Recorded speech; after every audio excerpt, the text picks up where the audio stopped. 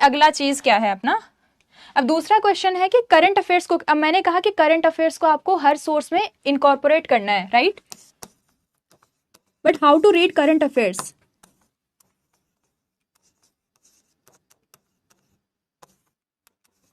अब जैसे current affairs आपको कवर कैसे करने हैं, मतलब आपका 2 साल का अटेम्प्ट है, 3 साल का अटेम्प्ट है, डजेंट मैटर, मतलब आपको करना कैसे है वो सबसे इंपॉर्टेंट है, क्योंकि बहुत सारी कंफ्यूजन होती है। पहली बात तो एनी सिंगल रिसोर्स इसमें भी रखना है, एनी वन रिसोर्स जो आपको सही लगे, मतलब कुछ भी सही लग सकता है ना, किसी भी इंस्टीट्यूट का कुछ भी सही लग सकता है, कोई भी जो फ्रीली अवेलेबल चीजें वो सही लिख सकती है, लेकिन एक ही से पढ़ना है।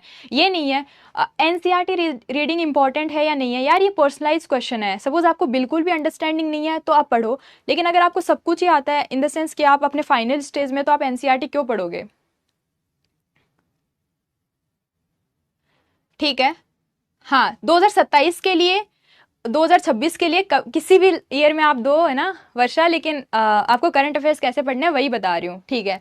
डेली न्यूज, एक तो आप एनी सिंगल है तो एक तो आप न्यूज़पेपर से कर सकते हैं। जैसे कुछ लोग होते हैं जिनको न्यूज़पेपर पढ़े बिना मतलब आंख ही नहीं खुलती है सुबह सुबह, तो एक तो आप न्यूज़पेपर से पढ़ सकते हैं, है ना। अगर आपको अच्छा लगता है सुबह सुबह न्यूज़पेपर पढ़ना, या दिन में कभी भी, क्योंकि उससे अंडरस्टैंडिंग बिल्ड होती है। देखो इंटरव्यू में तो न्यूज़पेपर पढ़ना ही पढ़ना है, मतलब सबको पढ़ना पड़ता है, बिकॉज उसके बिना अंडरस्टैंडिंग बिल्ड नहीं होती। लेकिन प्रीलिम्स और मेंस में ना बिना पढ़े भी काम चल जाता है। जैसे किसी का मन ही नहीं है कि उन्हें न्यूज़पेपर पढ़ने में अच्छा लग रहा है, या उन्हें समझ ही नहीं आ रहा है कि क्या पढ़ना है, तो फिर आप या तो पढ़ना शुरू करके सीख सकते हैं, टाइम है तो, या नहीं है तो डायरेक्टली जो करंट अफेयर्स का सोर्स आता है ना, आपकी monthly magazine and then daily current affairs, उन पे रिलाई कर सकते हैं और कंप्लीटली रिलाई कर सकते हैं। मैं इसलिए फोकस कर रही हूँ क्योंकि मैंने नहीं पढ़ा था, क्योंकि मुझे अच्छा नहीं लगता था शुरू शुरू में, और मेरे पास टाइम कम था। लेकिन जिनके पास टाइम है तो वो पढ़ सकते हैं, मतलब आपकी मर्जी है, राइट। तो न्यूज़पेपर पढ़ लिया अगर आपको मन है, और फिर आपको नहीं समझ में आ रहा है तो एक डेली आप एनालिसिस देख सकते हैं कहीं पे भी, है ना। डेली एनालिसिस जैसे किसी प्रीलिम्स की और एडिटोरियल की, वो आप देख सकते हैं, या फिर एनी वेबसाइट, डेली ही है ना। मैं वेबसाइट वाला तो डेली का ही बता रही हूँ क्योंकि महीने में नहीं खोलनी है। तो इससे क्या हो गया, आपका डेली करंट अफेयर्स हो गया। मैं इसके आगे लिख देती हूँ, या तो आपने न्यूज़पेपर पढ़ लिया क्योंकि आपको आता था, या फिर आपने कोई एनालिसिस देख ली क्योंकि आपको समझ नहीं आ रहा था, और या फिर आपने कोई वेबसाइट पे जाके उनके करंट अफेयर्स फॉलो कर लिए एंड देन आपने उसी दिन की क्विज कर ली।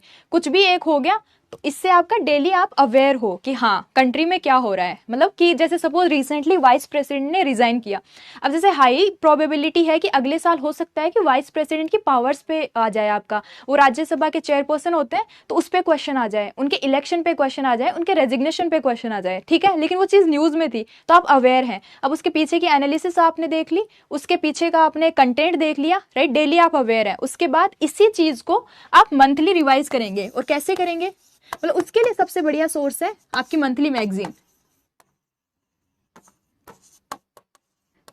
क्योंकि डेली पढ़ेंगे और डेली अगर आप अपने नोट्स बनाने जाएंगे ना, तो इतनी बड़ी बुकलेट आपकी हो जाएगी, और जिसके पास टाइम कम होता है ना, वो बुकलेट रिवाइज करने का नहीं मौका मिलता। लेकिन सारे इंस्टीट्यूट इतनी सी आपकी 100 पेजेस की या 70-80 पेजेस की आपकी बुकलेट प्रोवाइड करते हैं, तो आप क्यों डबल अपना एफर्ट कर रहे हैं, उनको करने दीजिए और आप अपना पढ़ लीजिए उसी से।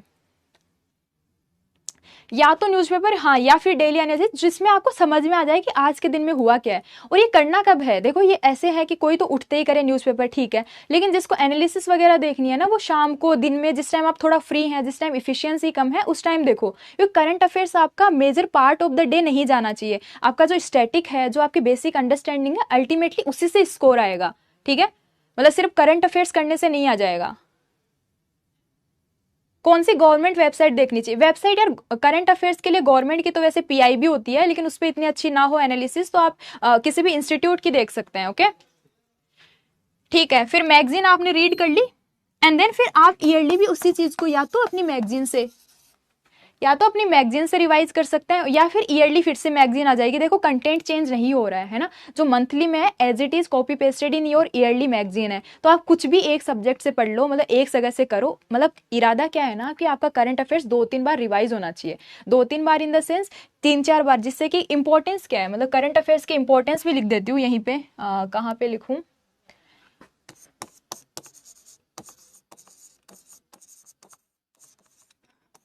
इंपॉर्टेंस क्या है इसकी। एक तो इससे आपको पता चलता है करंट थीम, करंट या इंपॉर्टेंट थीम्स कि देश में क्या चल रहा है ना, जिससे क्वेश्चन आ सकते हैं। एक तो ये चीज पता चल गई।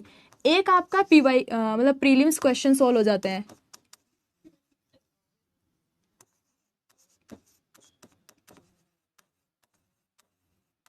प्रीलिम्स क्वेश्चन कैसे, जैसे 2023 में डायरेक्टली पूछ लिया था कि कौन सी साइट अभी यूनेस्को में इंक्लूडेड है ना, तो 2023 में तो वो करंट अफेयर्स का ही है। अगर आपने उस साल का करंट अफेयर्स नहीं पढ़ा है तो फिर आप कैसे करेंगे, राइट। तो फिर उससे प्रीलिम्स के क्वेश्चन हो गए। और मेंस में क्या हो गया ना, value addition, mains value,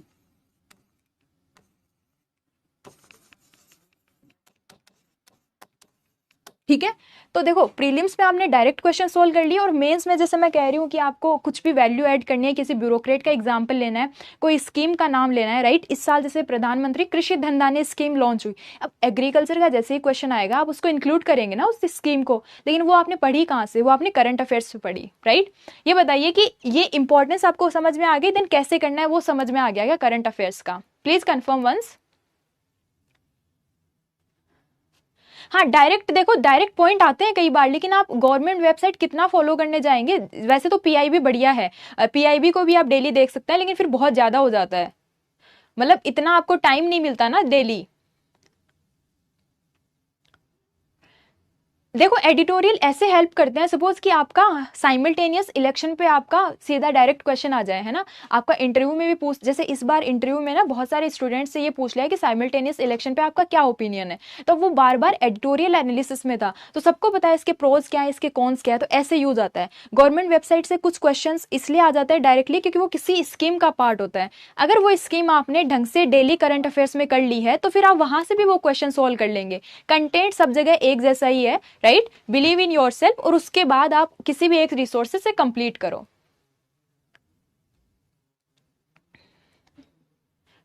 free test series यार टेलीग्राम पे अवेलेबल होती है, ठीक है।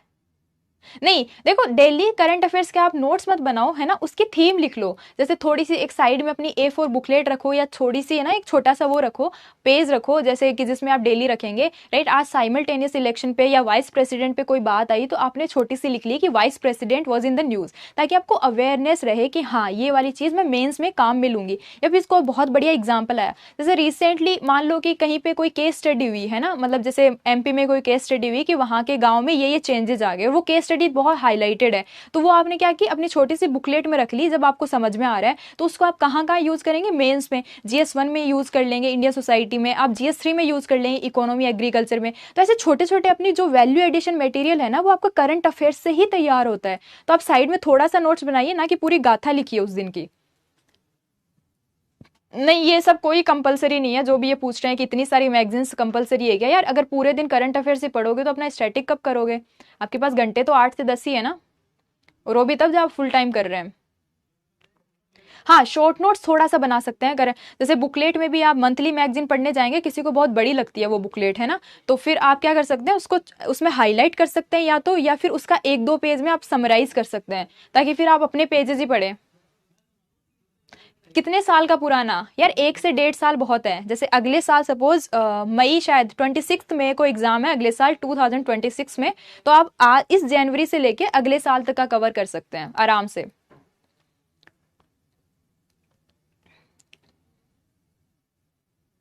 यार बेस्ट कोई सी भी नहीं होती मैगजीन, जो उठा ली आपको समझ में आ रही है, जहां से आप फॉलो कर रहे हैं, राइट। अब मैं ये कह दूं कि ये बेस्ट है तो आप अपना सोर्स छोड़ देंगे, नहीं जो आप फॉलो कर रहे हैं वही।